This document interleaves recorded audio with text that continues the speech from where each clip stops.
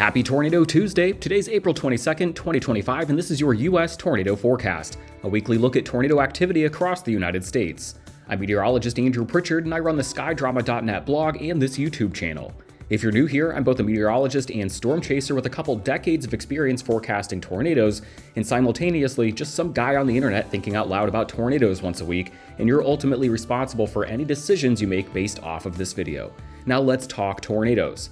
The season is definitely ramping up. We had that burst of really big severe weather outbreaks with some huge synoptic lows moving across the central and southern US during the month of March and then on into April. We had a bit of a break in mid-April. Now we're starting to see some of these waves ejecting across the plains in the Midwest again, bringing some of these more subtle severe weather events. We had a pretty notable one on Thursday, just last week, April 17th, in the Omaha area. A pair of supercells producing big hail and a couple of tornadoes as they tracked through the Omaha area, again, just north and south of the metro. The hail here kind of clipped the north side of the metro. They just dealt with some hail on the north side of the metro here this morning as well. It appears that Omaha not going to catch a break in 2025 as well, but we kind of had a late evening tornado here and then an after dark bigger tornado down here in southwest Iowa. There was a little bit of imagery from this. First of all, just really classic supercell appearances here on the radar. This is at the time of the tornado on the north side of Omaha here, just before sunset. And so you can see the tight circulation right here. And then you match that up with the reflectivity, and that was kind of tucked right back in here. So props to the chasers who had a good view of that tornado. You really had to be up in there with the view. You know, someone like me, I love to position out ahead of that supercell and let things organize and come at me so I can tripod the camera, sit there and capture everything for a while. And so as I kind of watched this evolve, I probably would not have seen the tornado. I'm guessing I would have been, out here kind of right on the edge of the hail core, listening to the rumble of the precip core and the thunder there, kind of watching the updraft base kind of appear on the horizon. So I would have had at best probably a distant, rainy view of this tornado as it was kind of tucked back in there. It was also kind of cool to see some of the mesoscale discussions here using the Warn On Forecast system, the WAFs. So this is a mesoscale discussion that came out as this supercell was organizing here well west of Omaha, here just kind of east of Grand Island, northeast of Hastings. And so what you're seeing here is that WAFs forecast here kind of showing the forecast track of that supercell going just through Omaha or just north of Omaha. And that's exactly what happened a couple of hours later. So great lead time here. And then again, props to the chasers out there. Ben Williams had a good shot here on social media. At best, this is maybe what I would have had, a distant view here. And, no shame here. This is not a far distant view. I'm just saying props to the people who saw it, because I don't know that I would have. And I know that Freddie McKinney was real close there, has some great video if you head over to his YouTube channel there of these tornadoes, this tornado as well. And then there's some great video of a couple folks pretty close to the big dusty tornado in southwestern Iowa. During the early part of the overnight, kind of just after sunset. So go on over to YouTube and just look for these Thursday, April 17th tornadoes in the Omaha, Nebraska area, and then in southwestern Iowa. Now, what you don't want to take a look at is, if I kind of zoom back out here, we did have some tornadoes in central and western Illinois on Easter Sunday. We even had a couple of reports back here into the Ozarks, parts of Missouri. If I just kind of pull up this tornado here in central Illinois, the radar at the time, this was a QLCS, a rainy line where, again, you're not even going to see the leading edge of this line of storms. You got all this stratiform precip out ahead of it. So if you were posted up here, and I'll zoom in and show you, this was most certainly a real tornado south of Morton here. You can see the circulation. Again, the north to south flow here near Tremont, and then the strong inflow, the southerly and southeasterly flow out ahead there. So you definitely had a circulation. And you could kind of track that from southwest to northeast. But then again, if you're just sitting here waiting for where this tornado crosses the road eventually, if you're just kind of posted up here, you're not seeing anything. You've got so much rain between you and that tornado. So this would have been just sitting there, letting the raindrops fall on your vehicle, watching some lightning here. These weren't even all that electric when it comes to the storms as well. It was getting close to sunset or after sunset here in some of these storms. Again, 8:53, this was definitely after sunset. So after dark, you're just sitting here in the rain waiting for this little swirl. And so this gets me thinking, man, this March and April really reminds me of 2006. And I'm speaking strictly to the visibility of these tornadoes, because you go back and you pull up March through April of 2006, And you look at a map like this and you're like, wow, there were tornadoes all over the Midwest and the Mid-South there. Like that must have been awesome as a storm chaser. And then you say, all right, show me a photo of any of these tornadoes through March 1st to April 30th, 2006. And yes, there were some, visible tornadoes out there, but by and large, like a lot of these long track tornadoes even, these were after dark. They were embedded within a line. We had an April 2nd, 2006 produced a lot of these tornadoes here. I chased that day. It was a linear storm event, rain-wrapped circulations, QLCS tornadoes. You see all these brief reports as well. Again, we had some bigger outbreak days. A couple of these tornadoes were rather notable across the Mid-South, but 2006, March and April with a lot of tornadoes, some big high-end severe weather outbreak days. I was out there for just about all of it, and I have nothing to show. And you can just kind of, browse the internet for March and April 2006 tornado outbreak imagery, and there's not a lot of it. So I just kind of, they're kind of good analogs here, but from a storm chasing and storm observation standpoint, 2006 and 2025 off to a very similar start. I don't think they end in the same way, but off to a very similar start here with a lot of tornadoes, almost none of them visible and memorable tornadoes. So a lot of reports, but so far, storm chasing season kind of just crackling to a start here as we got some of these really photogenic tornadoes in the Omaha area, and then a couple down here in Texas as well, just over the last couple of days. So let's get into the forecast then. The forecast for the next week, that's going to run April 22nd through the 29th. The first couple of videos that we did here were highlighting individual regions for each day, but really we have a broad region that's going to be favorable for severe thunderstorms and tornadoes across the central southern plains into the Midwest here. For much of the week, we'll have a lull here kind of late week as we get into the weekend where capping may keep a lid on things as we kind of reset the pattern. But by and large, the next 3 days, we've got a risk for some tornado activity across the southern plains.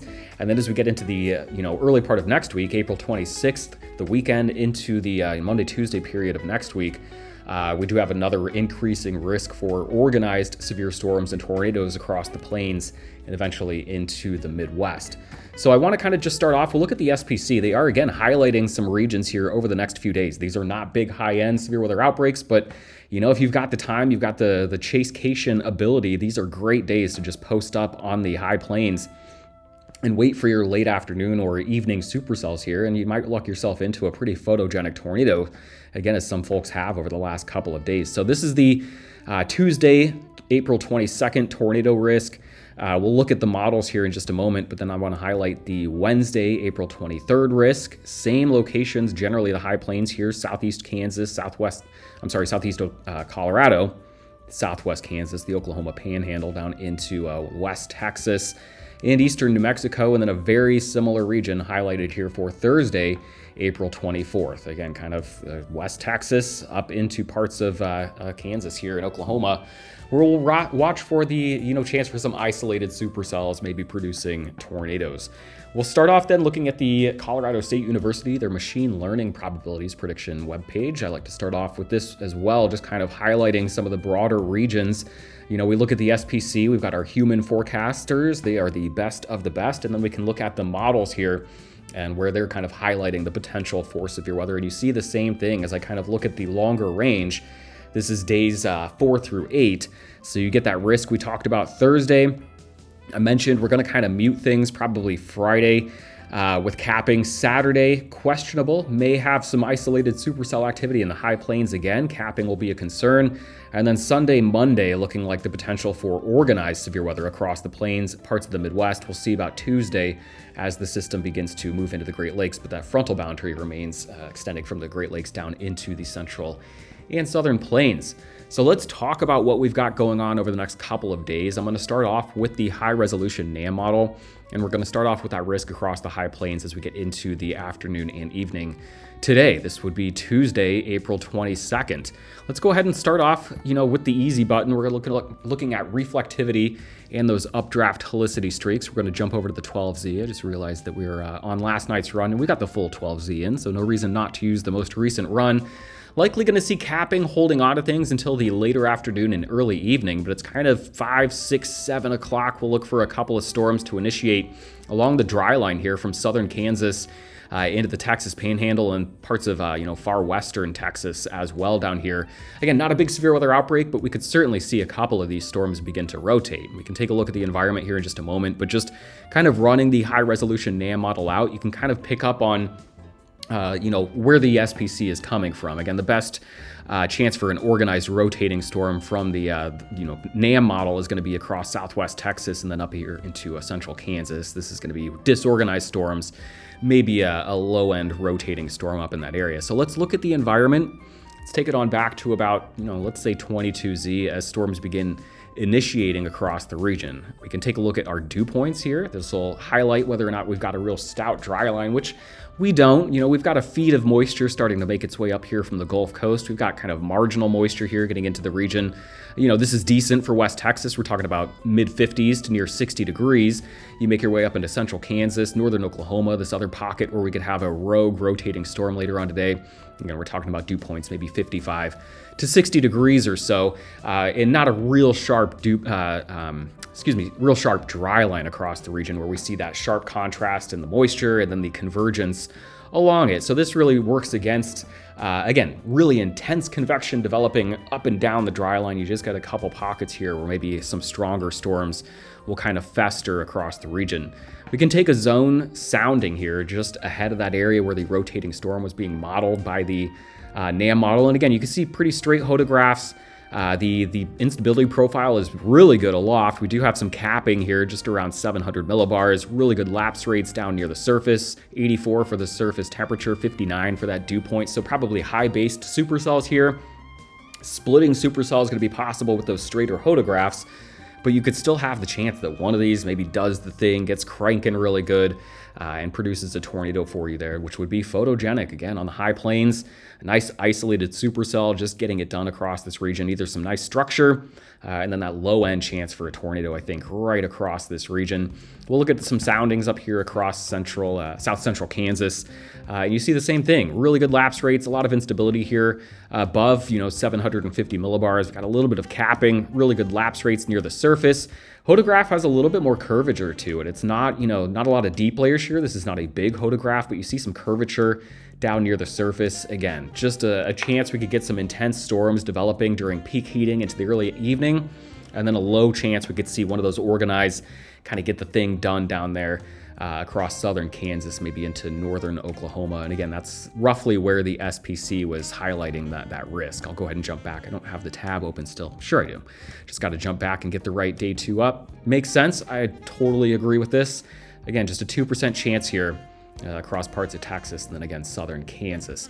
We'll look at the risk tomorrow, although I guess if you want to just, let's, for good measure, pull up the HER forecast for later on this evening, see what we're getting here across the area. And again, easy button. Let's just drop all the way down to the radar reflectivity and our updraft helicity swaths. Again, we're not talking about a real high-end nuanced forecast here, just, a couple of clusters of storms.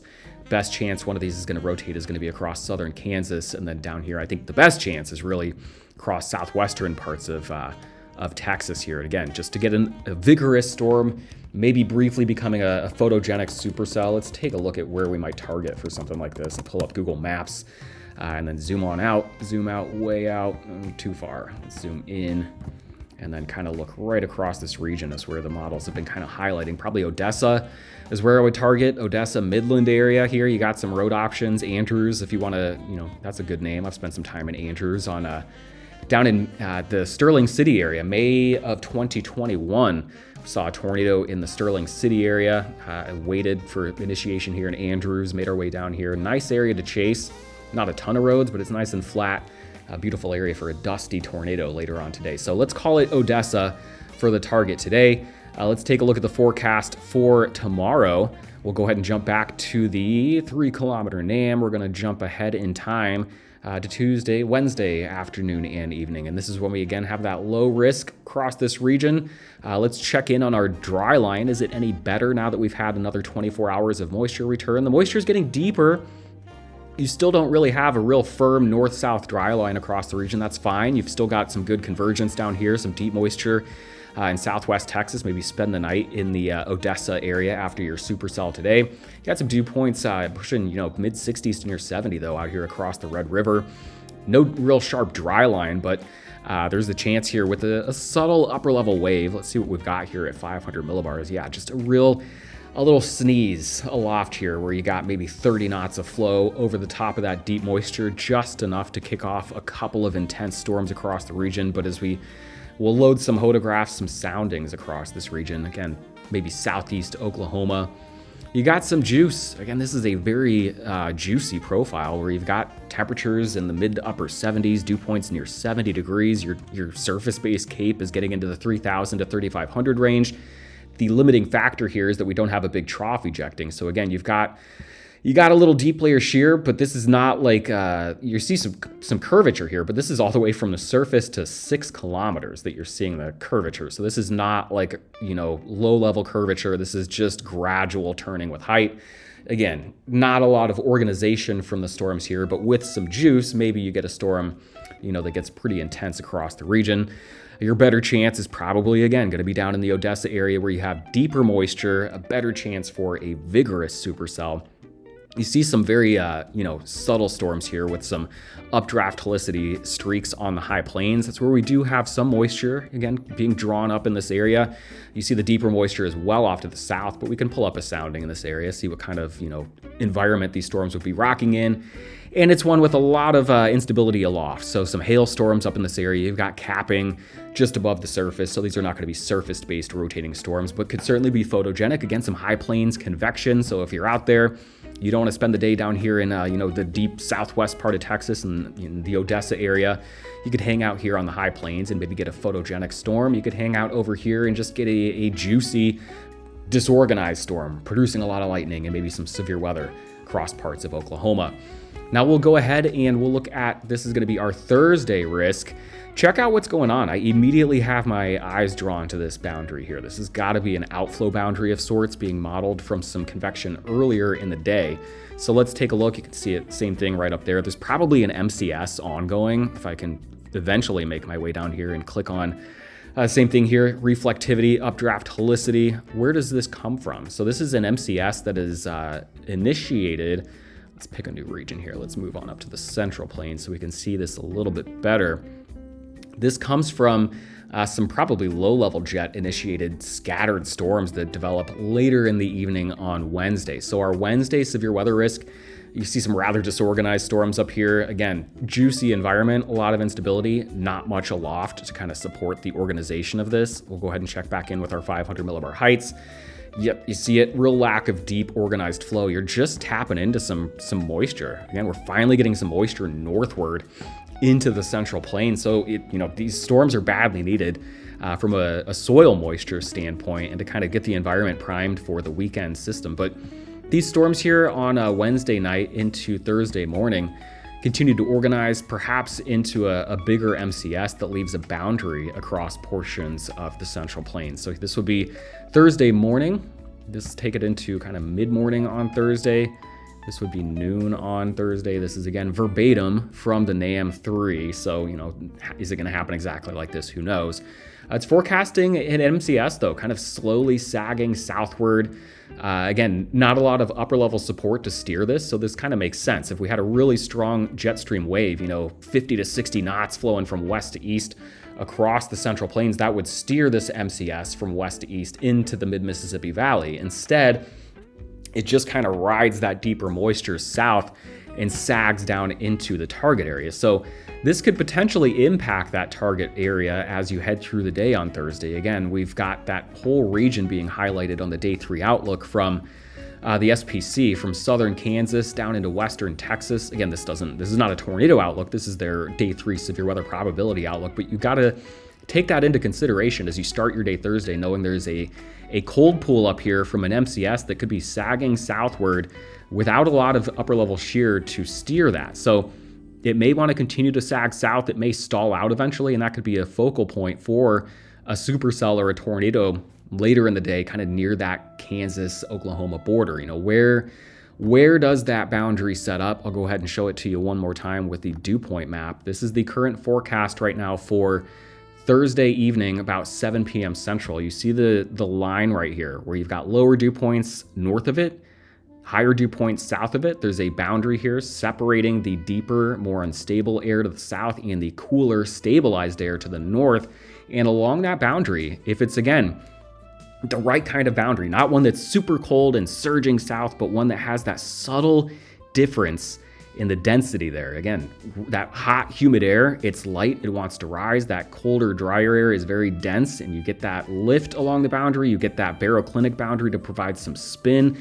It's a place where you love to target the junction of these boundaries and potentially get a supercell with some enhanced rotation abilities or the potential to kind of ride that boundary. So this is a mesoscale detail 60 hours out that I would not get super hung up on the location or the existence yet. I would simply watch this very closely on Thursday. That potential for an outflow boundary, that would be my target on Thursday afternoon or evening for an organized storm.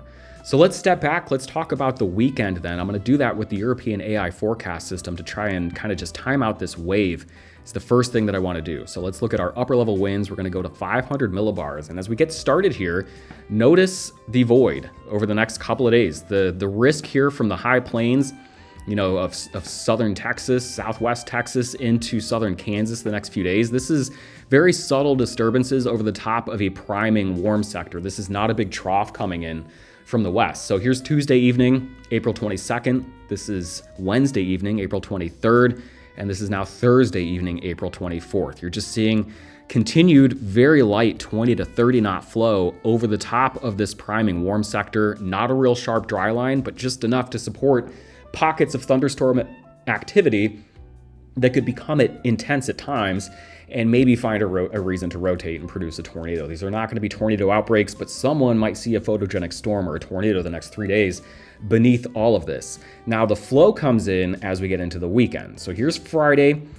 The next wave is starting to make its way in. It's a little bit far west. We've got some ridging over the plains at this point. The moisture is just starting to be drawn northward. So Friday, can't rule out some activity across the high plains, but it's going to be too early for anything organized across the central plains or even really the higher plains in an organized fashion. Now, where it starts to crank up is as we get into potentially Saturday. You're starting to see, the bigger trough is still off to the south in the west here, kind of making its way into Baja California. But you start to get some of these lead disturbances and some of the height falls and upper level support overspreading the higher plains. So now the moisture is getting deeper. We've had 24 more hours. You might have a dry line here from southeast Colorado down into West Texas along the Texas-New Mexico border. And then as we head into the late afternoon and evening hours, you'll also have that low-level jet increasing across the region as well. So by Saturday, certainly a low risk. If you look at the, precipitation forecast, we'll look at the 6-hour forecast, the AI forecast system initiating some isolated storm activity across the high plains here on Saturday.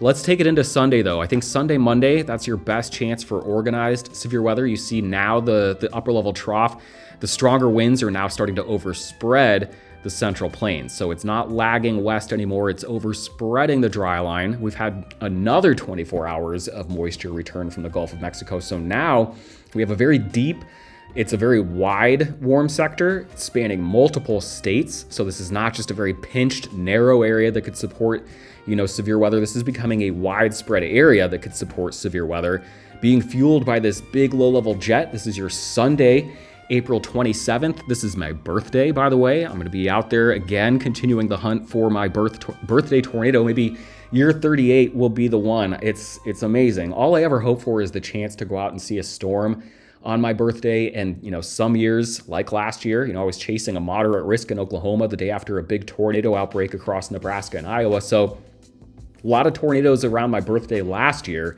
This year looks like we'll be out chasing again, but there are a lot of years where the last week of April, I'm dealing with a big Great Lakes low, and we've got like northerly flow. It's 40 degrees in the Midwest and rainy. So, hey, all I need is a chance. All I need is to spend my birthday weekend out there with my friends in the middle of nowhere trying to see a cool storm. And that looks like what we'll be doing on Sunday Again, I love to look for where we've got these really strong 700 millibar winds, and it's all coming together across some of my favorite real estate to chase, and that is like western Kansas, maybe central and western Nebraska, getting into the Oklahoma Panhandle, potentially the Texas Panhandle, a big broad region here Sunday that I think is going to be, supporting organized severe storms. And then we take it 24 hours further into the future, and we've got Monday, April 28th. I think this one has the best potential for widespread severe weather from the upper Midwest down to the central and southern plains. As this wave finally fully ejects. So this is what that looks like now. Much of the stronger winds are now out on the front end of this low, so it's no longer digging and ejecting. It has fully ejected across the plains. So you've got this core of 60 to 80 knot winds at 500 millibars, that spans from New Mexico to Minnesota and Wisconsin. You've got a big low-level jet that is pulling moisture from the Gulf of Mexico northward into the upper Midwest. So all the way from Minnesota and Wisconsin down to the Gulf of Mexico, we've got that strong low-level jet. And then along and ahead of the surface front, you're going to have, the potential for severe weather all the way from the surface low, which may be up here in parts of Minnesota, Wisconsin, or Iowa, and then all along the cold front and dry line back into the Red River and parts of, southern Texas. So this could be, Monday, April 28th could be a big, enhanced risk with a smaller moderate risk or two, where we've got that enhanced severe weather potential. I could totally see Monday, April 28th being a bimodal severe weather outbreak day with a big enhanced moderate risk up here, big enhanced moderate risk down there. We'll see what happens, but I think the Sunday, Monday timeframe looks pretty volatile for organized severe weather in a widespread fashion. Sunday, maybe some capping issues. Monday, probably not dealing with capping issues. We'll just have to lock in and see if this forecast remains the same for 6 days. So here we get out into Tuesday. The wave is now kind of past the maturity point. So now you're looking for, we've still got the combination of flow and a warm sector here, but it's not nearly as organized. The upper level support is pulling off across the Great Lakes. Your low level jet is now kind of veered. You still got a pretty good one here across, East Texas into Louisiana. This would not be, prime chasing real estate. And then as you look up here into the Great Lakes, the low level jet's kind of being pulled away as well. So certainly possible. If this slows down, this could be a severe weather day across parts of the Midwest and the Great Lakes. But as it stands now, the AI forecast system, the one that's been kind of the best on the overall placement of these things, has the best ingredients are pulling away. So it kind of goes where from, Friday, if I walk this back all the way, to Friday, the wave is off to the west, probably too early. Saturday, the wave is arriving, still probably too early, but maybe an isolated storm or two. As we get into Sunday, the wave is now arriving. It's overspreading the region. There's going to be that balance of the wave arriving and capping that could really, provide a volatile show. May not be a widespread outbreak, but could have some high-end potential for a supercell and tornado across the plains. And then as we get into Monday, that risk as the wave overspreads the region becomes widespread and fairly significant. The last thing that I want to look at is we'll look at the European deterministic run that came out last night, just to kind of, look at one more thing here. As we looked at the kind of broader AI forecast system, we can look at a more detailed deterministic run, but we'll just kind of quickly go through the back half of the forecast period since we kind of covered in depth the next 3 days with the higher resolution models. Here's a look at Friday. This will be April 25th. Again, this is when it's probably too early. The main trough still way off here, off picture, but you're starting to get some of this southwest flow overspreading the warm sector. You're starting to get that low-level jet response, but it's not all that broad because, again, the wave is just arriving, and we're kind of on the backside of a weaker low that's moving out of the plains and into the Great Lakes. So let's change up the region here. We'll zoom in just a tad into the central region, but what is this, Friday evening? Probably not going to be seeing anything really intense developing across the region, but I can't rule out some severe storms here along that boundary, kind of from the Front Range down into the panhandles here Friday afternoon and evening. Saturday, the wave starts overspreading the region. Again, we'll have kind of a disorganized dry line running up and down the high plains. Look for a couple of isolated storms possible on Saturday afternoon and evening. I think the best chance is probably across the Texas Panhandle. Can't rule it out though across southeast Kansas, and then this is all probably disorganized, non-severe thunderstorm activity. We'll run it into Sunday. Again, this will be Sunday, April 27th, my birthday tornado hunt. look at the instability, it's going to be there. I mean, this is going to be this is a firm dry line here. Dew points in the mid 60s out ahead of it. You see the dew points in the teens behind it. You get that strong convergence where we've got the surface flow coming in out of the west, southwest behind it. We've got southeasterly flow out ahead of it. So you get that strong forcing where the different densities on each side of the front and then the winds coming together on each side of the front force the air upwards, and that kind of helps you punch through what could be some capping lingering across the region. And that's how you achieve that. You get that, one or two or maybe three really intense supercells where even though the model not showing a lot of thunderstorm activity, the European model not really designed to break out supercells. So you just watch this, you know that you've got that combination of an intense dry line and flow overspreading it. You will kind of want to be there to see what happens. We get into Monday, April 28th. This is where you got that better chance. This is a pretty intense look. It doesn't look all that threatening, but what you're seeing is a model that doesn't, handle supercell thunderstorm activity trying to break out long-lived thunderstorms. So a look like this says, this is 5 days out, 6 days out, but the European model really wants a severe weather outbreak from Texas into parts of Nebraska and Iowa, and that matches well with, again, the SPC is already kind of highlighting, this area of Nebraska and Iowa down into the Central Plains, a little further north even into South Dakota and Minnesota with their risk. And then as we get into, again, Tuesday, the European AI forecast system is much quicker with this, whereas the European deterministic model, again, I mentioned it could slow down. And if it does do that, then we still have the flow across the region here from Iowa and Illinois down into the central and southern plains. You've still got the low-level jet in place across this region as well. And this would, again, be a risk from the Great Lakes to the southern plains. So that's all I've got for you today. As always, you can find more over at skydrama.net, and you're always welcome to poke around the channel to scratch that severe weather itch. It's going to be a busy next 7 days. We'll talk again next Tuesday about what may have been an active week and what we've got as we head into the month of May. Peak tornado season is here in the U.S.